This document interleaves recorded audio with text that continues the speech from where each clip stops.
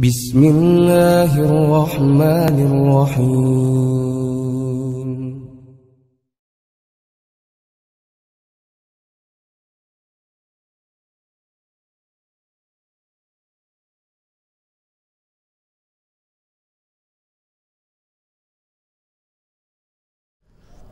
Alhamdulillahirabbil alamin wa bihi nasta'inu ala umuri dunya waddin. Asyhadu an la ilaha illallah wahdahu la syarikalah wa asyhadu anna Muhammadan abduhu wa rasuluh, amma ba'du. Pemirsa ikhwatu iman, kajian online PC Persatuan Islam Balendah yang Allah muliakan. Bahasan kita kali ini adalah ayat ke-109 surat Al-Baqarah. Sebagaimana yang kita maklumi pada bahasan sebelumnya, Allah menjelaskan seperti apa upaya dari orang-orang Yahudi khususnya yang mereka mencoba untuk mengorek, mencari celah-celah untuk mempengaruhi orang-orang Islam melalui Al-Quran itu sendiri. Di antaranya yang mereka lakukan adalah dengan menyebutkan bahwa Al-Quran itu tidak konsisten, sehingga banyak ditemukan menurut mereka di dalam Al-Quran itu ayat-ayat yang satu dengan yang lainnya terhapus.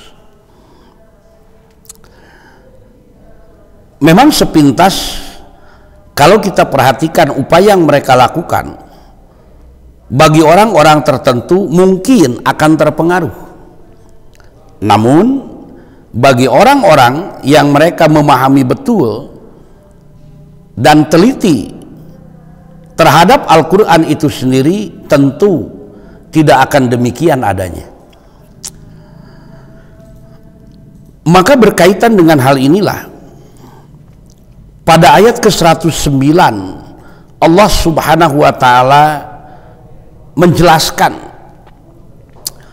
tentang latar belakang orang-orang Yahudi dan Nasrani melakukan hal yang demikian itu, apa yang menjadi titik pemberangkatannya. Maka pada ayat ke-109 ini Allah Subhanahu wa ta'ala memberikan gambaran kepada kita. A'udzubillahi minasyaitonir rajim. Wadda katsirun min ahlil kitab law yaruddunakum min ba'di imanikum kuffaran hasadan min 'indi anfusihim. Sebahagian besar dari ahli kitab menginginkan agar mereka dapat mengembalikan kamu kepada kekufuran setelah kamu beriman. Min ba'di ma tabayyana lahumul haq, yang mana mereka melakukan itu adalah karena dengki yang tumbuh dari diri mereka. Min ba'di ma tabayyana lahumul haq, setelah nyata bagi mereka kebenaran. Fa'fu wasfahu hatta ya'ti Allahu bi amrihi, maka maafkan dan biarkan mereka sehingga datang perintah dari Allah Subhanahu wa ta'ala. Innallaha ala kulli syai'in qadir, sesungguhnya Allah maha kuasa atas segala sesuatu. Dengan ayat ini jelas bahwa mereka melakukan hal-hal yang seperti itu terhadap umat Islam, yang mana mereka senantiasa mengganggu, baik dengan cara kasar, secara halus, melalui fisik, bahkan mereka melakukan dengan cara mempengaruhi cara berpikir orang-orang Islam dengan versi mereka, agar umat Islam mereka tersimpangkan perhatiannya dari Al-Quran sebagai sumber ajaran. Dan dengan ayat ini pula jelas, di mana dengan pernyataan wadda katsirum min ahlil kitab law yaruddunakum min ba'di imanikum, sebagian besar ahli kitab menginginkan agar mereka dapat mengembalikan kamu pada kekufuran. Apa latar belakangnya? Yaitu hasadan min indi anfusihim, yaitu rasa iri, dengki, hasud yang tumbuh dari diri mereka. Kenapa? Karena mereka merasa iri, merasa dengki dengan kesempurnaan ajaran Islam, dengan keberadaan Rasulullah Sallallahu Alaihi Wasallam dan para sahabat yang mereka berpegang teguh dengan ajaran yang benar. Sedangkan mereka melakukan pekerjaan-pekerjaan yang mereka mengatasnamakan Alkitab, Injil atau Taurat, tapi hakikatnya itu adalah hal-hal yang sudah mereka rubah. Sehingga mereka tidak menyukai kesempurnaan ajaran Islam, mereka tidak menyukai keberadaan Al-Quran sebagai pedoman kehidupan bagi manusia. Makanya Allah mengatakan dengan pernyataan hasadan, latar belakangnya karena hasud. Di mana kita tahu yang disebut dengan hasud itu apa?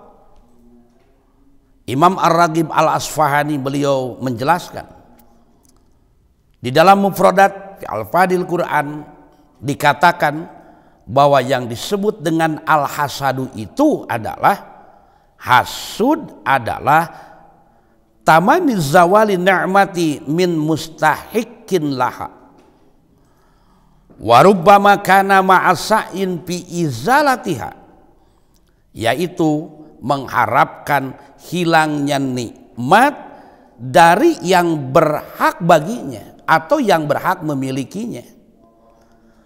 Malahan kadang-kadang hal itu disertai dengan usaha upaya untuk menghilangkan. Orang-orang yang hasud itu mereka menginginkan apa yang dimiliki orang lain berpindah kepada dirinya. Sekalipun tidak berpindah kepada dirinya, minimal tidak dimiliki oleh orang yang dia hasud kepadanya. Artinya orang-orang ahli kitab itu mereka menginginkan agar kenikmatan yang Allah berikan kepada Rasulullah berupa Al-Quran sebagai kitab suci itu hilang dari diri Rasul, tidak dimiliki oleh Rasulullah Sallallahu Alaihi Wasallam, karena mereka sekalipun menginginkan Al-Quran turun kepada mereka, namun Allah tidak memberikannya. Inilah yang menjadikan mereka hasud kepada Muhammad Rasulullah Sallallahu Alaihi Wasallam. Nah, ikhwati iman, para pemirsa yang Allah muliakan, artinya dengan pernyataan Allah Subhanahu wa Ta'ala pada ayat yang ke-109 pada surat Al-Baqarah ini jelas, di mana titik pemberangkatan orang-orang ahli kitab Yahudi dan Nasrani, mereka melakukan hal-hal yang pernah diungkapkan sebelumnya, itu karena adanya rasa iri, dengki, hasud dalam diri mereka masing-masing. Oleh karenanya nanti pada ayat selanjutnya masih dalam surat Al-Baqarah kita akan temukan bagaimana sikap mereka, sehingga mereka tidak menyenangi, tidak ridho kepada Islam dan umat Islam, sekalipun pernyataannya kepada Muhammad Sallallahu Alaihi Wasallam, namun hakikatnya ditujukan kepada seluruh umat Islam dan ajaran Islam itu sendiri. Makanya di dalam satu penjelasan diungkapkan bahwa mereka tamanna katsirun minal yahudi wan nasara, kebanyakan Yahudi dan Nasrani mereka berkeinginan apa? Ayyus rifukum an tauhidillahi wal imani bi Muhammadin sallallahu alaihi wasallam. Wa yurji'ukum kuffaron kama kuntum. Jadi mereka itu Yahudi dan Nasrani berkeinginan agar mereka bisa menyimpangkan kamu. Caranya ya bermacam-macam. Ada yang mulai dengan mereka membujuk Rasulullah agar menghentikan dakwahnya, bersama-sama melakukan pekerjaan dengan mereka, bergantian nanti mereka dengan Rasulullah. Tidak mempan dengan cara yang lainnya, menindas orang-orang yang mengikuti Muhammad sallallahu alaihi wasallam, masih tidak bisa juga, mengancam akan dibunuh sehingga terusirnya Rasulullah dan para sahabat dari kota kelahirannya, meninggalkan harta benda dan hal-hal yang lainnya, yang itu semua tiada lain adalah untuk menghindarkan diri agar tauhid mereka tetap terjaga, tetap terpelihara. Makanya mereka menginginkan hal yang demikian itu, agar tersimpangkan kamu dari tauhid dan iman kepadanya, kepada Allah, serta mengembalikan kufaran kama kuntum, kamu kepada kekufuran sebagaimana keadaan sebelumnya, sebelum mengikuti Muhammad sallallahu alaihi wasallam. Makanya la taghurrannakum kasratu ahlil kitabi ma'a batilihim. Janganlah kamu tertipu karena jumlah banyaknya ahli kitab, padahal mereka banyaknya itu ada dalam kebatilan. Fa antum ala qillatikum aqwa minkum bima antum alaihi minal haq. Sedangkan kamu berada dalam keadaan dengan jumlah yang sedikit pada saat itu, namun berada dalam hak dan ahli hak yang akan diberikan kekuatan dan pertolongan, muayyaduna bi inayatillah walahumul izzatu ma sabatu alaih. Akan dapat kekuatan, pertolongan siapa? Orang-orang yang tetap bertahan. Diberikan hal itu oleh Allah yang Maha Gagah selama mereka tetap berada dalam agamanya. Makanya hadirin yang Allah muliakan, dengan ayat ini jelaslah perlunya kita berhati-hati dengan cara-cara yang mereka upayakan untuk menyimpangkan kita dari tauhid dan ibadah kita kepada Allah. Maka dari itu, janganlah heran kalau kemudian kita mendapati orang-orang yang mereka melontarkan bahwasannya tidaklah mengapa orang-orang Islam ikut seperti yang mereka lakukan, mengucapkan selamat itulah, selamat inilah, padahal itu adalah bagian dari keyakinan mereka. Mereka menyatakan bahwa dengan cara demikian itu bentuk dari kesempurnaan Islam, menjadi rahmatan lil alamin, menghargai keyakinan orang lain. Memang demikian adanya ajaran Islam, tapi caranya tidak seperti itu. Oleh karenanya ikhwatu iman yang dimuliakan Allah Subhanahu wa taala, maka cara-cara yang seperti inilah yang berawal dari keinginan mereka apa? Yaruddunakum min ba'di imanikum kuffaron, mengembalikan kalian kepada kekufuran sekalipun tidak secara utuh menjadi kafir, akan tetapi akidahnya, ibadahnya, muamalahnya dilakukan oleh orang-orang Islam tidak sesuai dengan tuntunan dan tuntutan yang ada dalam Al-Quran dan Sunnah Rasulullah Sallallahu Alaihi Wasallam. Dengan kata lain, mereka tidak akan melakukan untuk menghentikan umat Islam salat, saum, zakat dan lain sebagainya, tapi dengan rasa iri dalam diri mereka, mereka akan mencoba dengan cara yang lainnya, diantaranya adalah menjejali pikiran-pikiran orang-orang Islam, merusak cara berpikir orang Islam. Jangan sampai cara berpikir dan beramalnya sesuai dengan tuntutan dan tuntunan dari Allah dan Rasul-Nya. Oleh karenanya, di akhir-akhir ini kita banyak mendapati orang-orang yang mereka notabene secara zahiriyah sebagai umat Islam, mereka orang yang seharusnya menjadi panutan, tapi ternyata memberikan fatwa, ajakan, seruan yang tidak sesuai dengan aturan. Tidak mustahil ini adalah merupakan bagian dari upaya orang-orang siapa min ahlil kitab, di antara orang-orang yang termasuk ahli kitab Yahudi dan Nasrani, memanfaatkan orang-orang Islam yang mereka melirik, yang mereka menyukai, mencintai hal-hal yang sifatnya duniawi. Bukan berarti tidak boleh, silakan. Namun bukan berarti itu menjadi tujuan. Sebab tidak sedikit orang yang kemudian mereka menjadikan itu sebagai tujuan, itu sebagai sesuatu yang menjadi pokok dalam kehidupan. Namun mereka mengorbankan akidahnya, mengorbankan ibadahnya, sehingga dengan terang-terangan mereka melakukannya untuk memberikan kesan seolah-olah Islam itu demikian. Padahal hal yang seperti inilah yang sangat dilarang di dalam ajaran agama. Mereka melakukan hal ini dengan dalih toleransi, menghargai orang-orang yang berbeda keyakinan.